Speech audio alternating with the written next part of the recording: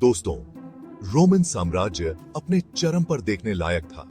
ये ब्रिटिश द्वीपों से लेकर यूफ्रेट्स नदी तक फैला हुआ था और इसमें अलग अलग संस्कृतियां और लोग शामिल थे।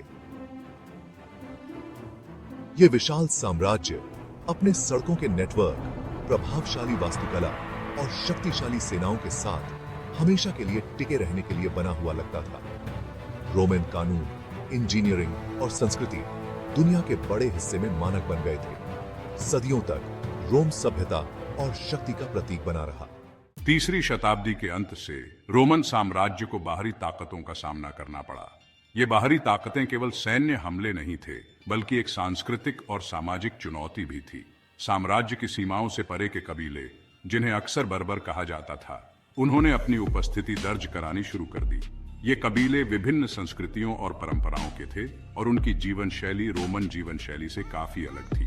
पूर्व से आने वाले गोथ ने 378 ईस्वी में एड्रियानोपल की लड़ाई में रोमनों को करारी हार दी। इस हार ने रोमन साम्राज्य की सैन्य शक्ति को गहरा आघात पहुंचाया और साम्राज्य की सीमाओं को असुरक्षित बना दिया।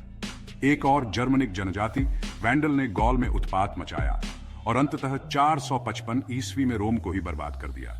वैंडल्स की इस विजय ने रोमन साम्राज्य के पतन को और तेज कर दिया। हालांकि शुरू में इन हमलों को रोक दिया गया था, लेकिन धीरे धीरे ये साम्राज्य की ताकत को कम करते गए। इन निरंतर हमलों और आंतरिक संघर्षों ने रोमन साम्राज्य को कमजोर कर दिया और अंततः 5वीं शताब्दी के अंत तक यह महान साम्राज्य अपने पतन की ओर अग्रसर हो गया। हालांकि रोमन साम्राज्य केवल बाहरी ताकतों से ही नहीं गिरा था। बाहरी आक्रमणों ने निश्चित रूप से साम्राज्य को कमजोर किया, लेकिन असली समस्या अंदर ही थी। आंतरिक कलह और आर्थिक संकट ने इसके पतन में महत्वपूर्ण भूमिका निभाई। राजनीतिक अस्थिरता और भ्रष्टाचार ने शासन को कमजोर कर दिया। गृहयुद्ध आम हो गए, जिससे साम्राज्य अंदर से कमजोर होता गया और उसके संसाधन खत्म होते गए। सैनिकों की वफादारी बंट गई और कई बार सेनाएं आपस में ही लड़ने लगीं।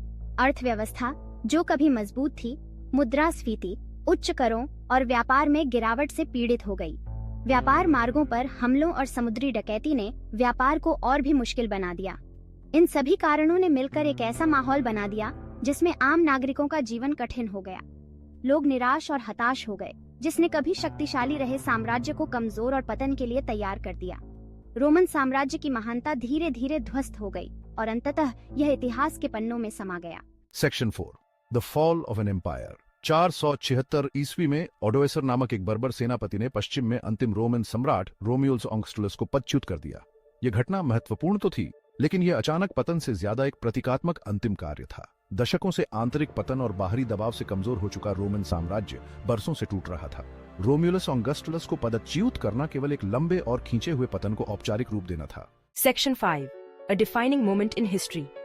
पश्चिम में रोमन साम्राज्य का पतन विश्व इतिहास में एक महत्वपूर्ण मोड़ का प्रतीक है। यह पतन न केवल एक साम्राज्य का अंत था, बल्कि एक नए युग की शुरुआत भी थी।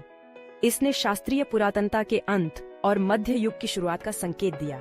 यह वह समय था जब यूरोप ने एक नए सामाजिक, सांस्कृतिक और राजनीतिक ढांचे में खुद को ढालना शुरू किया।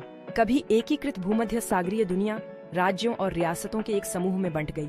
यह विभाजन न केवल राजनीतिक था, बल्कि सांस्कृतिक और आर्थिक भी था। हालांकि रोम की विरासत जीवित रही। इसके स्थापत्य, कला और विज्ञान के क्षेत्र में योगदान आज भी स्पष्ट है। इसकी भाषा, कानून और संस्कृति आने वाली सदियों तक पश्चिमी सभ्यता को प्रभावित करते रहे और इनका प्रभाव आज भी महसूस किया जा सकता है, जो हमें सबसे शक्तिशाली साम्राज्यों की भव्यता और नाजुकता की याद दिलाते हैं। यह हमें यह भी सिखाता है कि कैसे समय के साथ महान सभ्यताएं भी बदलती और ढलती हैं।